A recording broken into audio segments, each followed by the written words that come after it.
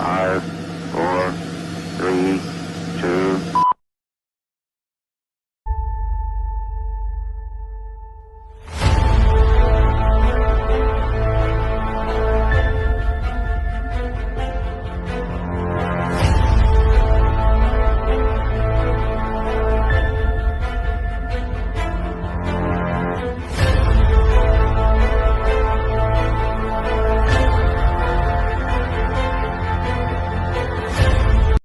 Assalamualaikum warahmatullahi wabarakatuh. Selamat siang dan salam sejahtera untuk kita semua. Om Swastiastu, Namo Buddhaya, Merdeka. Selamat datang di program Ngobrol Bersama Himanata, di mana program ini adalah program baru dari Divisi Penelitian dan Pengembangan yang berkolaborasi dengan Divisi Komunikasi dan Informasi Himpunan Mahasiswa Administrasi Negara periode 2022. Nah, pada segmen hari ini yaitu tentang program kreativitas mahasiswa.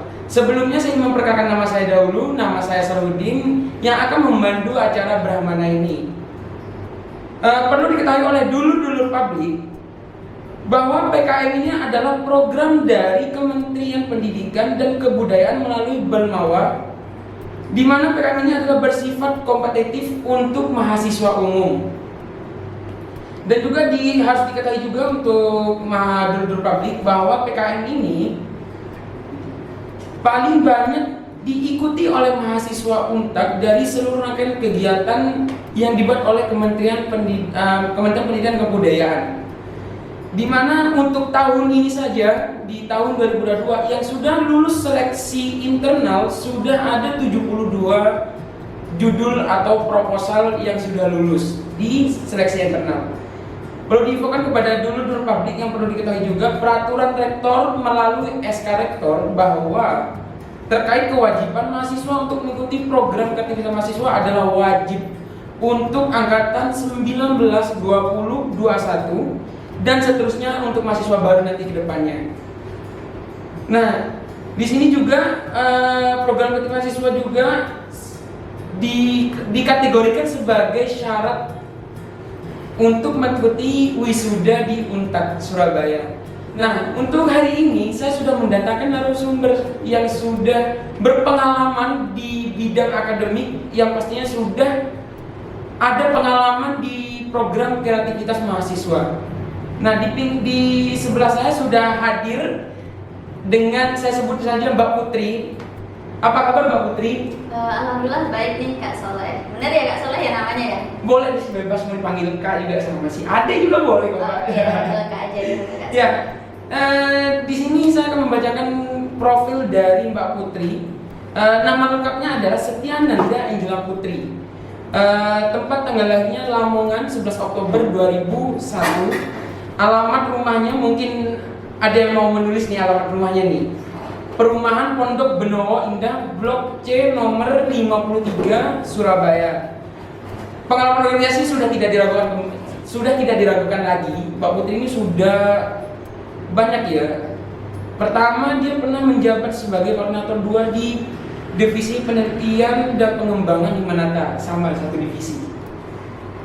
Di tahun periode 2020. Yang kedua, Mbak Putri ini sudah pernah menjadi wakil ketua Himpunan Administrasi Negara, dari Litbang naik lagi ke menjadi wakil. Nah, yang ketiga, beliau sekarang juga menjabat sebagai staf kaderisasi Unit Kegiatan Mahasiswa Kerohanian Islam UNTAD Surabaya periode 2022. Nah, yang keempat nih, Kak Putri ini juga aktif di organisasi tidak hanya internal juga eksternal. Mbak Putri ini juga menjabat sebagai Ketua Rayon Bung Karno Pergerakan Mahasiswa Islam Indonesia Merah Putih UNTAD Surabaya periode 2021. Capaian prestasinya sudah tidak dapat lagi. Mbak Putri ini juga pernah menjadi finalis LKTI UINSA dengan judul Perkembangan Teknologi Meningkatkan Pengangguran di Indonesia. Yang kedua, sebagai finalis LKTI UNTAD Surabaya. Yang ketiga, juara 2 LKTI Teknik Mesin UNTAD Surabaya. Yang keempat, ini yang ditunggu-tunggu karena ini berhubungan dengan dengan tema yang hari ini kita angkat. Mbak Putri ini sudah pernah lolos pendanaan Dikti PKM Riset Sosial Humaniora di tahun 2021 dengan mengangkat judul E-Government Mapping pada Pemerintahan Daerah di Indonesia sampai lolos pendanaan Dikti.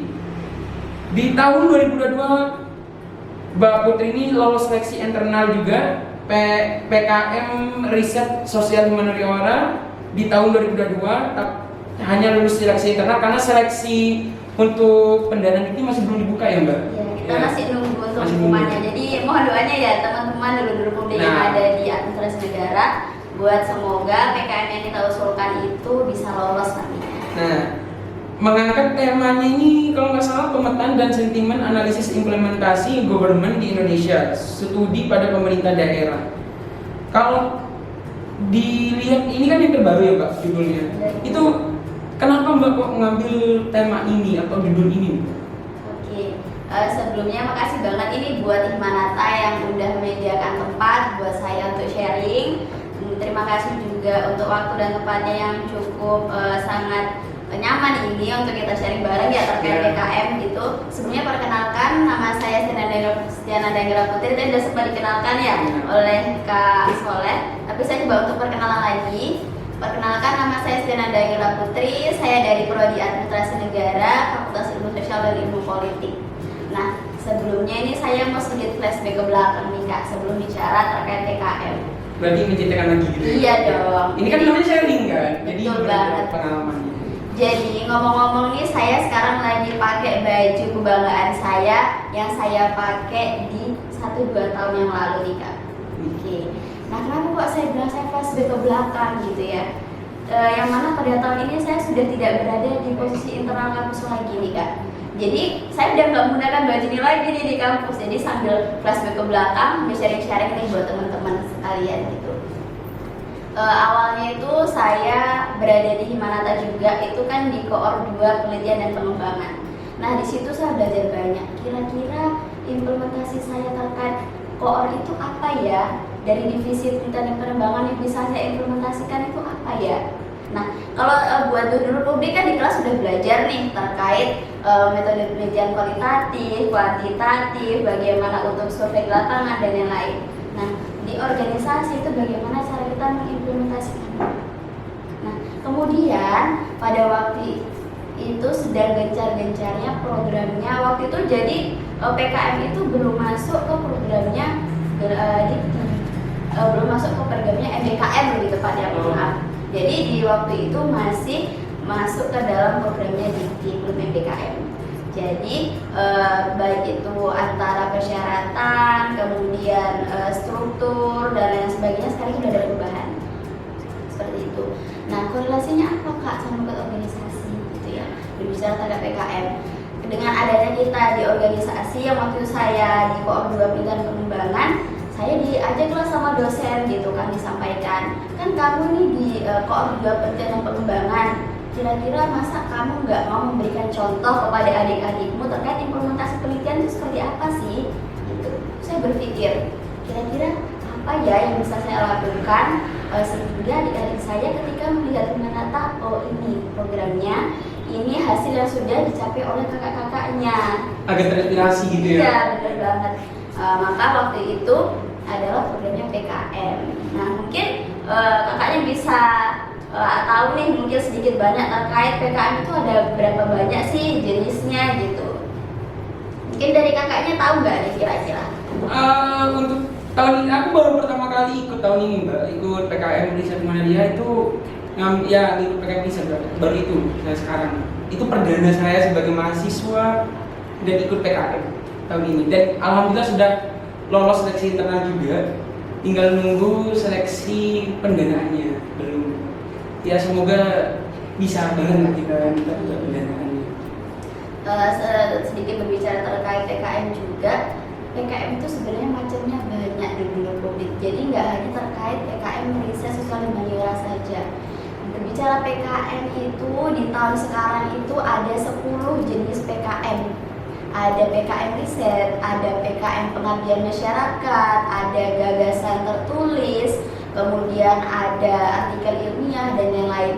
Jadi banyak sekali macamnya PKM. Jadi kenapa kok tadi kakaknya dibilang di depan kan tahun ini tuh mulai banyak peningkatan terkait proposal yang masuk ya. Benar. Karena memang macam dari PKM sendiri tuh banyak banget jenisnya. Sehingga keinginan-keinginan teman-teman guru publik untuk menuangkan ide kreativitasnya itu tidak terbatas. Mau bidang kewirausahaan ada di PKM kewirausahaan.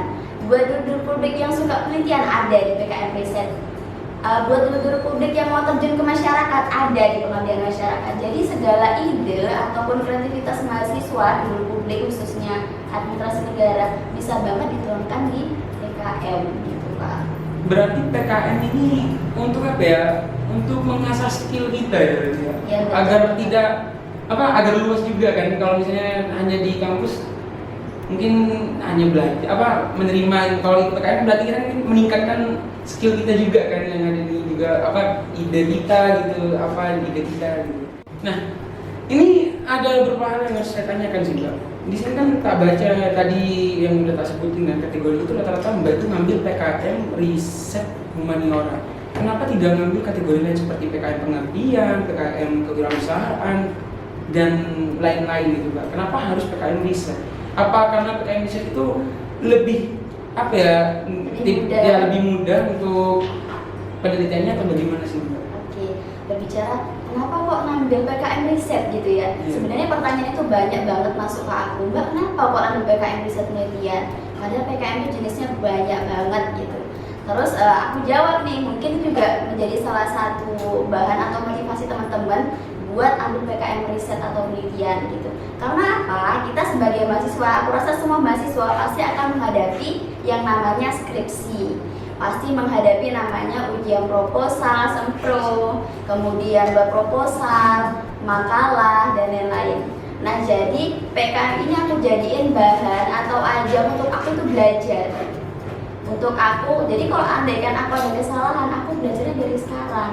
Jadi jangan nunggu kita mau skripsi baru kita belajar, itu telat dong. Yang harusnya kita lulus 3,5-4 tahun karena proposal kita revisi terus akhirnya bisa molor. Nah, itu salah satu awal banget motivasi aku untuk aku ambil PKM penelitian. Kemudian juga ada dorongan nih dari dosen gitu, karena jurusan ilmu sosial dan politik khususnya prodi administrasi negara itu lebih nyambung kalau kita berbicara terkait penelitian, terkait humaniora manusia, terkait bagaimana politik sosialnya seperti itu. Jadi itu mungkin salah satu alasan kenapa kok aku ambil PKM riset seperti itu. Selain dari menurut aku penelitian itu menarik, hal yang mungkin orang lain nggak tahu, hal yang mungkin orang lain itu belum kaji, kita mencoba untuk mengkaji sehingga kita lebih tahu duluan nih daripada orang, seperti itu. Berarti sebagai bekal Mbak untuk nanti ya, untuk di semester akhir ya, sebagai bekal utama gitu kan. Nah, kalau kita tahu juga PKM riset ini apa yang dilakukan PKM riset ini Mbak? Dia itu untuk mengambil data itu mengambil Google, atau kita harus turun ke lapangan atau gimana gitu Pak? Kasih gambaran sedikit Mbak untuk dulu publik. Oke, terkait PKM riset atau penelitian itu datanya diambil dari mana gitu. Yeah. Kita berbicara PKM riset dulu. PKM riset itu ada dua macamnya di publik. Jadi ada riset eksakta, ada sosial humaniora. Nah, itu yang perlu dulu publik tahu. Nah, yang terkait riset eksakta itu apa sih Mbak gitu ya? Yang terkait riset eksakta itu biasanya diambil buat teman-teman kita yang jurusannya fisika, biologi, kemudian terkait keilmuan-ilmuwan yang seperti teknik ataupun vokasi, itu bisa ambil riset penelitian eksakta. Nah, kalau kita yang jurusannya sosial, politik, kemudian sastra atau budaya bisa ambil yang sosial humaniora. Nah, jadi kita bisa ambil itu. Nah, dari segi penelitiannya datanya bagaimana Mbak? Apakah kita hanya Google atau kita harus turun ke lapangan atau gimana gitu ya? Oke, jadi berbicara penelitian atau riset itu kita nggak harus melulu turun ke lapangan gitu. Nah, kalau PKM riset yang aku ambil itu bahan semuanya itu aku gali lewat internet, lewat big data. Jadi penelitian itu ada yang turun ke lapangan, ada yang pakai big data. Kenapa Mbak kok ambil yang big data gitu? Salah satu faktor yang pertama adalah kemarin kita itu pada masa pandemi, Jadi kita tidak diperkenankan untuk turun langsung ke lapangan karena memang keadaan nggak memungkinkan. Makanya kita mencoba untuk cari inovasi lain, kira-kira penelitian apa ya yang tetap bisa kita lakukan, seperti itu. Makanya kita ambil penelitian yang menggunakan big data. Datanya dari mana aja Mbak gitu, tergantung dari penelitian yang kita ambil. Kebetulan saya waktu itu ambil judul kan government mapping pada pemerintah daerah di Indonesia. Jadi data yang aku gali itu dari situs-situs pemerintahan resmi, ya, perlu digarisbawahi. Segala data yang dulu cari itu harus yang resmi, sehingga itu bisa dijamin kualitasnya ataupun sumber datanya itu jelas. Gitu. Tapi untuk misalnya kita ngambil data di internet itu ada berapa persen nggak sih plagiasinya, berapa persen dari apa riset ini emang pure dari kita sendiri gitu Mbak untuk ini? Oke, terkait riset itu apakah harus pure dari kita sendiri atau berapa persen plagiasi? Berapa persen plagiasi itu pasti ada. Kalau saya nggak salah ingat itu sekitar 15% kemungkinan dari plagiasi. Tapi yang bisa diplagiasi itu apa aja ya Mbak? Teori itu kita nggak bisa diubah, gimana pun ceritanya, teori itu dari sananya udah gitu. Jadi itu yang bisa kita ambil. Kemudian apalagi ya sumber-sumber itu memang dari sana seperti itu yang kita tulis. Cuman kita nggak bisa plot. Kita bisa mengambil inti-intinya saja, kemudian kita kembangkan dengan bahasa kita sendiri. Gitu.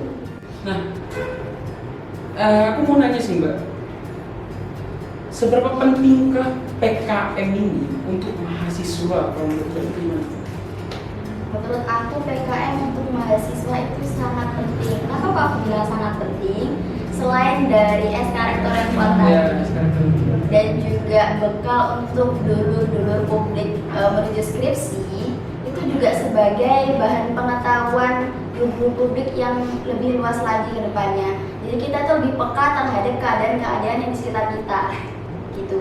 Nah jadi menurut aku tuh sangat penting karena nggak usah jauh-jauh ke skripsi dulu deh gitu.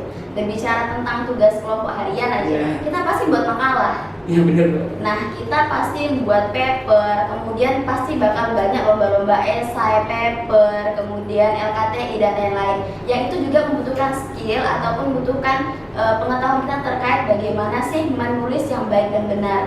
Nah berbicara terkait nulis dan benar gitu, PKM itu yang saya tangkap dari yang pengalaman saya itu bagaimana kita taat pada administrasi.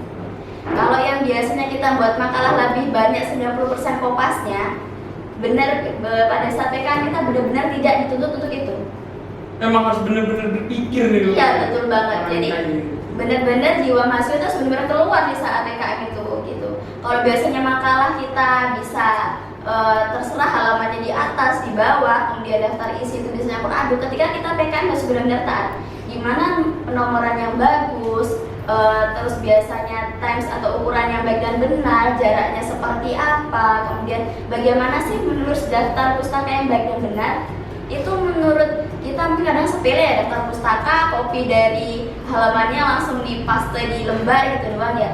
Padahal itu sangat krusial menurut publik. Jadi bagaimana kita bisa menghargai karya orang lain, itu adalah daftar pustaka yang kita cantumkan di proposal kita atau di tugas-tugas kita gitu. Jadi menurut aku PKM itu sangat penting banget buat media pembelajaran dulu publik, entah itu baik dari segi keseharian kita kuliah maupun bekal kita untuk nantinya tidak hanya skripsi, mungkin nanti di dunia nyata ketika kita berhadapan dengan keadaan sosial, kita akan jauh lebih peka dengan pengalaman-pengalaman kita. Berarti PKM ini bisa apa ya, membantu atau menunjang kegiatan pembelajaran kita selama di kelas nanti juga. Betul banget. Nah, terus kalau ini kan tentang PKM ini pasti tidak sendiri, pasti ada dosen pembimbing, benar kan Pak? Tidak jalan sendiri dong pastinya. Iya, dalam PKM ini kita tidak bergerak sendiri ya dulu publik. Jadi bakal ada dosen pembimbing dan kita juga di sini sifatnya itu tim atau kelompok. Jadi kita nggak gerak sendiri. Nah di dalam PKM ini kita benar-benar dituntut bagaimana kolaborasi, kerjasama, tidak hanya di satu jurusan aja, malah dianjurkan untuk lintas jurusan dan lintas angkatan. Nah jadi kita di sini bagaimana kita manajemen konflik antara pendapatnya satu sama lain, kemudian pemikiran satu sama lain, itu benar-benar kita asah di situ. Nah biasanya kan kalau sesama administrasi negara mungkin pola pikir kita akan sama tentang politik aja, tentang kebijakan saja. Tapi di sini tidak. Kita berbicara dari sudut pandang yang banyak. Nah, kebetulan kemarin saya itu tim saya yang sudah lolos pendanaan itu 4 orang. Saya selaku ketuanya itu dari jurusan administrasi negara. Kemudian ada tim saya satu namanya Kak Vanessa itu juga dari administrasi negara. Kemudian ada teman saya juga Ifatul itu dari hukum, dari angkatan 20 malahan. Kemudian ada juga namanya Syahid itu dari Ilkom angkatan 19, jadi campur. Dan perlu dulu publik tahu ketika memilih teman atau memilih kelompok itu harus sesuai dengan tema ataupun judul yang dulu publik ambil. Jadi nggak asal-asal milih nih. Kalau misal dulu publik ambil judul atau tema yang hubungan dengan pemerintahan atau hubungan dengan teknologi, ambil anak-anak yang paham terkait itu. Berarti sesuai dengan ilmunya ya Mbak? Bener banget. Jadi kan kalau secara logika nih ya, kita mau bicara terkait elektronik, tapi kita ngajaknya anak kesehatan misalnya, kan nggak nyambung ya. Kira-kira kalau dipikir secara logika kan bagaimana kita bisa paham? Mungkin paham, tetapi tidak akan terperinci yang benar pada bidangnya gitu Kak. Wih, tertarik nggak sih? Kalau kalian masa ya kalian nggak mau ikut PKM sih? Jadi tertarik dong ya. Ini kan karena lintas jurusan ya Mbak. Tadi juga tak sebut di awal juga harus dari angkatan 19, 20, 21 yang mahasiswa baru untuk kedepannya juga. Nah, mungkin keterbatasan mahasiswa baru yang ingin bergabung tapi tidak tahu Mbak kemana nih arahnya buat ikut PKM ini. Apa aku harus kenal dulu sama kakak tingkat dulu ya kan gitu sih Mbak. Apa di Untek ini sudah ada kelompok belajar khusus untuk emang PKM gitu Mbak? Atau gimana sih Mbak? Agar mahasiswa baru tuh tahu gitu Mbak, kalau misalnya ada PKM nih mau ikut dong, gimana caranya gitu. Oke, bener banget, soalnya pengalaman yang saya tahu kadang-kadang padahal PKM itu adalah suatu program yang menurut aku itu keren banget, tapi ternyata ada juga adik-adik kita bahkan seangkatan dengan kita ternyata masih ada yang belum tahu gitu ya, ketinggalan info gitu ya, nggak update banget gitu ya. Nah, kira-kira apa sih langkah atau hal yang bisa diambil oleh publik, yaitu sering-sering deh pantau IG-nya Himanata. Yeah. Sering-sering pantau deh IG-nya administrasi publik. Nah, di sini aku mau nanya sih Mbak, kan PKM kan banyak ya kategorinya, ada dari riset, ada kewirausahaan dan lain-lain. Kenapa Mbak itu lebih memilih ke riset? Apa karena gampang untuk mengikuti penelitiannya, untuk mengambil data-datanya gitu? Oke, kenapa kok aku ambil PKM riset? Mungkin itu banyak sekali pertanyaan yang masuk ke aku. Yeah. Kenapa kok ngambil PKM riset Mbak? Padahal PKM itu jenisnya banyak banget, ada 10 macam ya. Ada PKM riset, ada penelitian S1, ada sosial humaniora, ada kewirausahaan, ada gagasan tertulis, ada pengabdian masyarakat dan lain-lain. Kenapa kok ambil riset? Mungkin ini juga suatu hal yang bisa menjadi motivasi buat dulu publik, yaitu bahwasanya kita sebagai mahasiswa akan melewati fase yang namanya skripsian. Bakal melewati yang namanya ujian sempro atau seminar proposal. Nggak usah jauh-jauh deh ke skripsi. Kita berbicara tentang keseharian kuliah kita pasti banyak membuat makalah, banyak membuat paper, dan juga banyak sekali pertandingan di luar sana seperti esai, LKTI dan lain-lain. Nah, itu yang membuat aku termotivasi untuk ikut PKM dan ambil yang riset. Karena menurut aku itu larinya penjurusannya itu ke sana. Jadi kayak berkesinambungan seperti itu. Nah, jadi sebelum aku maksimalin pada skripsi aku, pada tugas-tugas aku belajar di sini. Mumpung ada dosen pembimbingnya. Kalau kita ngerjain tugas kelompok kan kita dikasih tugas, habis itu kita ngerjain sendiri ya. Kita nyari sumbernya sendiri, terus kita nyari bahannya sendiri, terkait format-formatnya juga kita belajar sendiri. Kemudian pada saat skripsi apalagi kan gitu, apalagi kalau skripsi kita online pasti kan antara kita dengan dosen pembimbing itu pasti akan tidak full bertemunya ya. Nah, dari sinilah kita belajar. Dari PKM inilah kita belajar bagaimana kita menulis yang baik, bagaimana cara kita bekerja, menulis, berkolaborasi, peka terhadap keadaan sosial kita, itu dari sini. Berarti PKM ini bisa sebagai alat penunjang pembelajaran kita selama di kelas juga. Betul banget. Terkait untuk PKM ini, apakah PKM ini berjalan individu atau ada dosen pembimbingnya, harus berkelompok atau gimana sih Pak PKM ini? Oke, perihal terkait apakah ada dosen pembimbing, apakah individu. Jadi PKM ini semua yang 10 jenis itu sifatnya adalah tim atau kelompok. Jadi tidak ada yang berjalan secara individu. Dan di setiap kelompok itu pasti memiliki yang namanya dosen pembimbing. Nah, satu orang dosen pembimbing itu biasanya maksimal 5-10 kelompok yang dibimbing gitu. Jadi tidak ada PKM bergerak sendiri. Kalau kita tadi membahas tentang PKM, seberapa penting Mbak PKM itu untuk mahasiswa? Oke, seberapa penting sih PKM itu dilaksanakan oleh mahasiswa? Menurut aku PKM itu sangat penting untuk dilaksanakan. Apalagi kita bagi seorang mahasiswa pasti akan melewati yang namanya skripsi, pasti akan melewati yang namanya seminar proposal. Nggak usah jauh-jauh ke sana deh gitu. Kita bicara terkait kegiatan atau tugas kita dalam keseharian seperti makalah, esai, paper, dan lain-lain. Kita pasti mengerjakan yang namanya itu dan kita perlu banget bekal atau basic untuk mengerjakan itu. Oke, jadi di PKM ini kita benar-benar dituntut untuk disiplin dari segi bagaimana kita mengerjakan penulisan yang baik dan benar, daftar pustaka yang baik dan benar, kemudian bagaimana sih di bagian apa yang kita itu sekiranya boleh untuk dikopas. Itu jadi nggak full semua 90% bakal full 100% kita kopas, itu tidak. Hanya di bagian tertentu saja yang kita itu bisa kopas. Seperti apa contohnya? Itu seperti teori. Nah, teori itu di bagaimanapun ya wujudnya seperti itu, nggak bisa kita ubah. Dan yang paling utama juga adalah bagaimana kita terkait menaruh daftar pustaka. Itu menurut kita adalah hal yang sepele, tapi sebenarnya itu adalah sangat penting dulu. Jadi bagaimana kita menghargai karya orang lain, bagaimana kita untuk jujur dalam tugas-tugas kita itu bisa dilihat dari daftar pustakanya, seperti itu. Ini kan PKM ini kan berkelompok ya, artinya sifat individu seseorang itu berbeda-beda. Nah, bagaimana caranya agar konsisten untuk mengerjakan PKM itu hingga sampai selesai sempurna? Oke, kadang di tengah jalan itu, tapi nggak usah muluk-muluk deh berbicara tengah jalan, berbicara di awal aja. Untuk kita mencari teman untuk ngerjain aja kadang susah. Nah, itu apa sih yang salah dan bagaimana sih yang seharusnya kita bangun? Ayo kita ubah mindset berpikir kita, pola pikir kita. Jadi yang harus kita tanamkan pada diri kita adalah jangan pernah takut untuk memulai dan mencoba. Nah, biasanya orang itu, kebanyakan orang itu lebih didahulukan overthinkingnya. Susah nih proposal, pasti rumit, pasti sulit, pasti pusing, ribet dan lain-lain.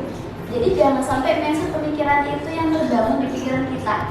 Nah, jadi bagaimana mindset yang terbangun adalah mari kita belajar, terus belajar. Apalagi kita memang mahasiswa, tupoksinya kita untuk terus belajar, terus menggali. Jangan sampai ada kata puas atau malas gitu.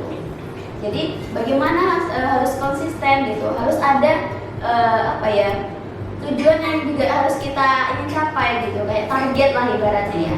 Kayak kalau aku tadi kan termotivasinya sehingga aku bisa konsisten karena nanti aku bakal skripsi nih, jadi aku harus punya bekal. Nah, mungkin dari teman-teman yang bisa membuat konsisten hingga akhir, oh nanti kalau aku bisa lolos pendanaan, nama aku akan tercatat nih di Dikti secara nasional.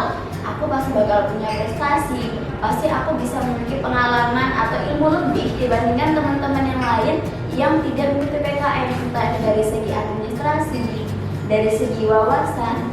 Jadi pola pikir kita harus diubah. Jadi jangan lebih didulukan overthinkingnya, tapi lebih kepada bagaimana ayo kita terus belajar, ayo kita mencoba. Betul banget gitu. Jadi jangan pernah takut untuk mencoba. Kadang yang menjadi bumerang atau masalah buat diri manusia itu sendiri adalah ketika dia takut untuk mencoba. Belum apa-apa udah kebanyakan ahnya daripada ayo coba lagi, ayo coba lagi. Oke, begini Mbak, ini kan sebentar lagi bakal ada mahasiswa baru yang akan masuk ke yang akan melanjutkan ke perguruan tinggi. Nah, yang pastinya mahasiswa ini kan belum tahu ya PKM itu apa. Semoga dengan adanya program ini bisa membantu mereka juga. Tapi bagaimana caranya mahasiswa itu tahu kalau di kampus itu ada program PKN gitu kan?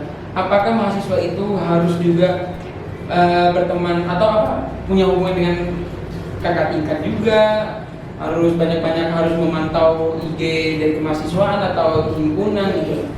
Jadi mungkin itu salah satu yang aku rasakan pada saat aku awal masuk kuliah gitu ya. Tidak banyak dari mahasiswa itu yang langsung paham terkait kegiatan-kegiatan apa aja sih yang ada di kampus. Ya benar. Ya kan? Karena tidak semua dari kita itu memiliki pengalaman ataupun pengalaman dari orang-orang lain yang bisa dijadikan pelajaran. Kadang kan dari kita itu ada yang benar-benar masuk kuliah tiduran kosong, kita nggak tahu apa-apa. Nah, lantas itu juga yang merasakan. Tapi kemudian langkah apa yang harus kita ambil? Jangan sampai kita itu menjadi apatis dan tidak mau tahu apa-apa. Nah, kita mulai dari masuk kuliah itu pengalaman dari yang aku rasakan, galilah informasi sebanyak mungkin.